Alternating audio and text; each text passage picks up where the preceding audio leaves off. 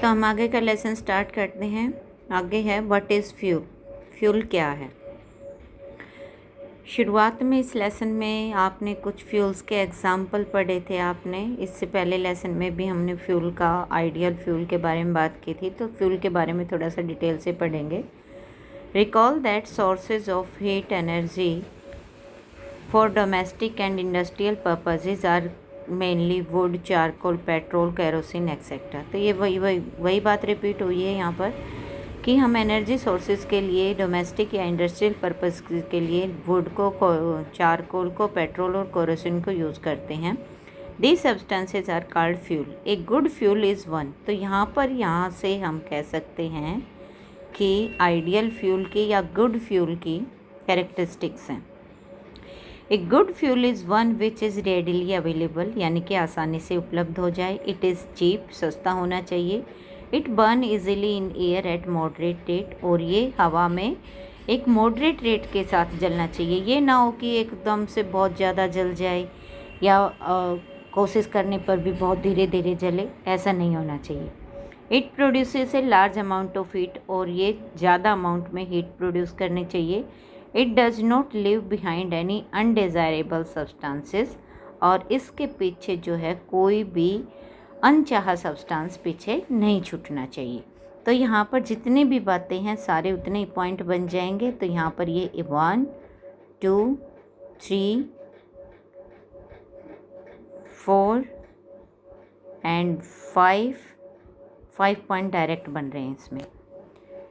आगे है there is probably no fuel that could be considerable as ideal fuel. ज़्यादातर ऐसा होता है कि कोई एक फ्यूल में सारी क्वालिटी नहीं होती, इसलिए हम उसको आइडियल फ्यूल नहीं कह सकते। We should look for fuel which fulfil most of the requirement for the particular uses. तो यूज़ के लिए ज़्यादातर इन पांचों में से जो भी ज़्यादा कंडीशंस पूरी कर दे तो उसी को हम आइडियल फ्यूल कहेंगे। Fuel differ in their cost, some fuel are cheaper than others. Fuel की जो कॉस्ट होती है उसमें डिफरेंट होता है, कुछ बहुत सस्ते होते हैं और कुछ महंगे होते हैं।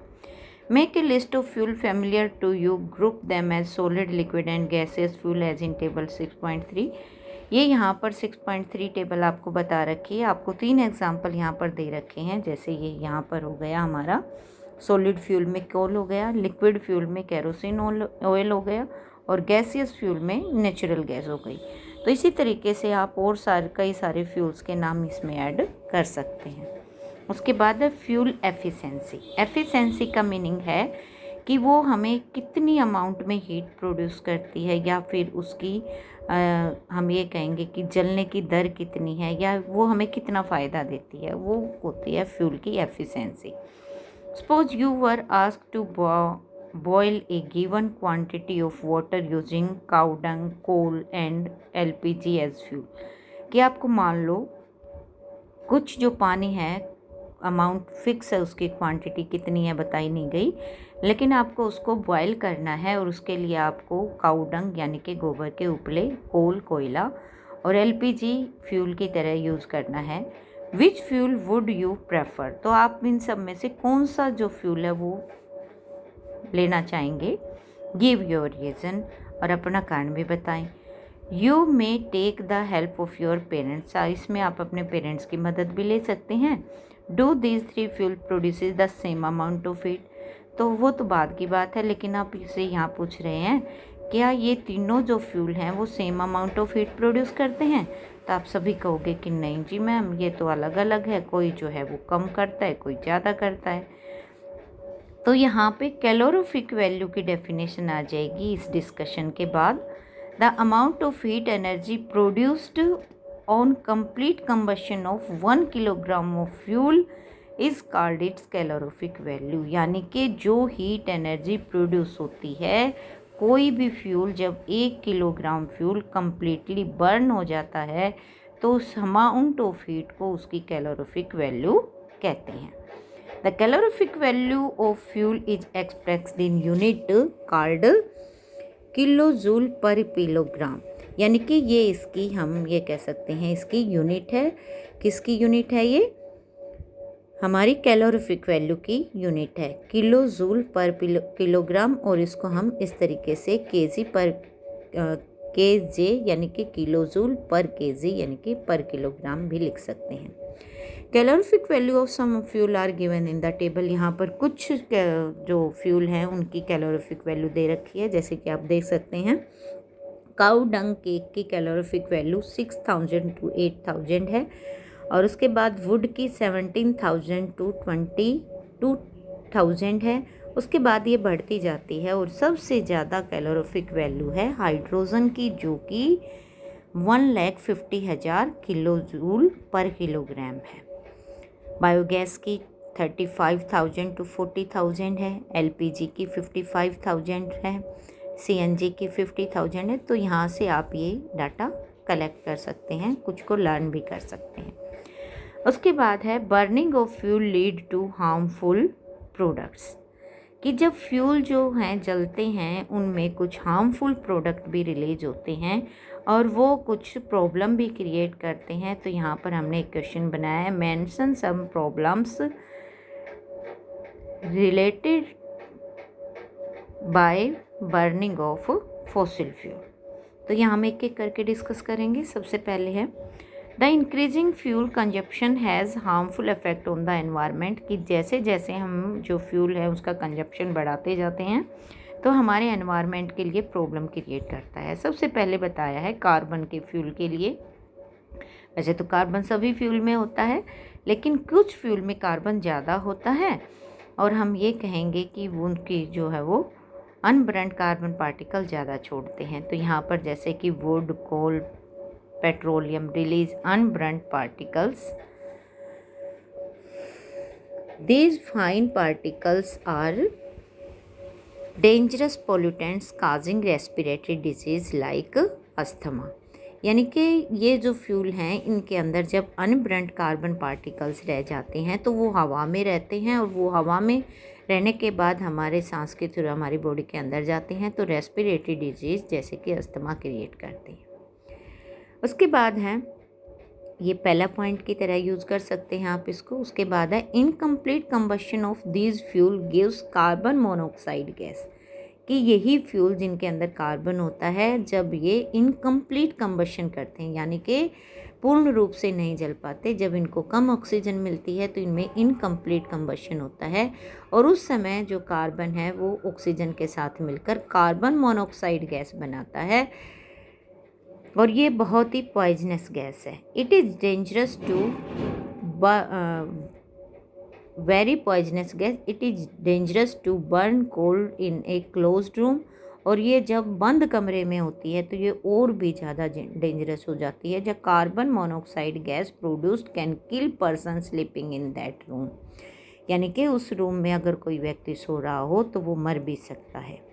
तो यहाँ पर उसी क्वेश्चन का आंसर है कि बंद कमरे में अंगीठी जलाकर क्यों नहीं सोना चाहिए। तो ये उसी के लिए यहाँ पर बताया गया है कि कार्बन मोनोऑक्साइड गैस निकलती है और वो पॉइजनस गैस होती है। थर्ड पॉइंट है combustion of most fuel release carbon dioxide in the environment. Increasing concentration of carbon dioxide in the air is believed to cause the global warming। यानी कि क्या होता है कि जो कार्बन डाइऑक्साइड है वो सभी फ्यूल में रिलीज होगी, जब उसकी कंसंट्रेशन एनवायरनमेंट में बढ़ जाती है तो क्या होता है कि ये ग्लोबल वार्मिंग का कारण बनती है। वास्तव में ग्लोबल वार्मिंग क्या है, यह अगले पैराग्राफ में बताया। ग्लोबल वार्मिंग क्या है? Global warming is rise in temperature of atmosphere in the earth. This result among other things in the melting of polar glacier, which lead to rise in the sea level, causing flood in the coastal areas. Low-lying coastal areas may even be permanently submerged under the water।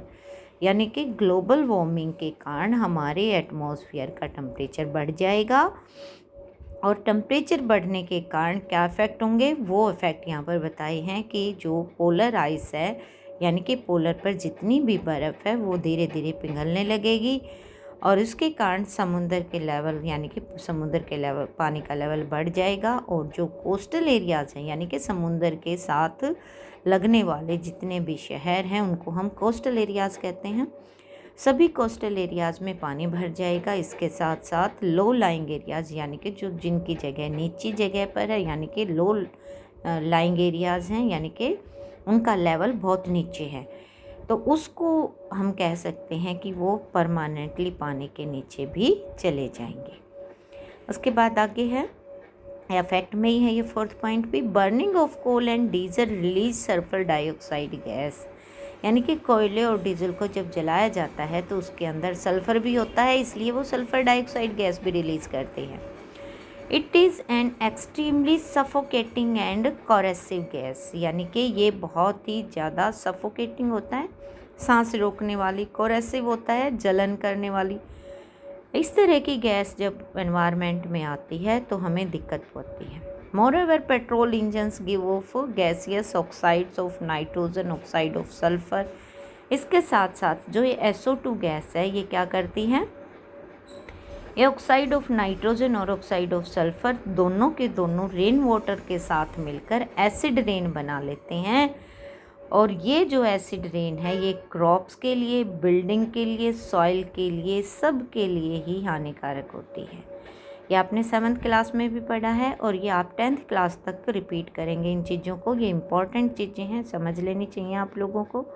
एक बार मैं फिर से बता देती हूँ कि जो gas है सल्फ़र डाइऑक्साइड गैस कहाँ से आई, जब कोल और डीजल को जलाया गया तो सल्फ़र ऑक्सीजन के साथ मिलकर सल्फ़र डाइऑक्साइड गैस बना ली। इसी तरीके से नाइट्रोजन ऑक्सीजन के साथ मिलकर नाइट्रोजन गैस बना ली, तो ये ऑक्साइड्स कहलाते हैं, यानी कि SO2 मैं यहाँ लिख देती हूँ, SO2 और NO2, ये सल्फ़र ऑक्साइड और ये नाइट्रोजन ऑक्साइड। ये ऑक्साइड जब वाटर वेपर्स के साथ मिल जाते हैं और जो रेन होती है उसके बाद उस रेन को हम एसिड रेन कहते हैं।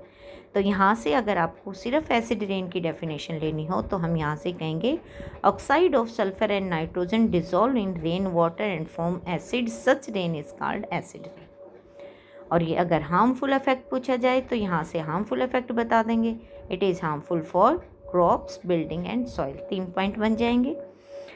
उसके बाद लास्ट टॉपिक है लेसन का, the use of diesel and petrol as fuels in automobiles is being replaced by CNG compressed natural gas because CNG produces the harmful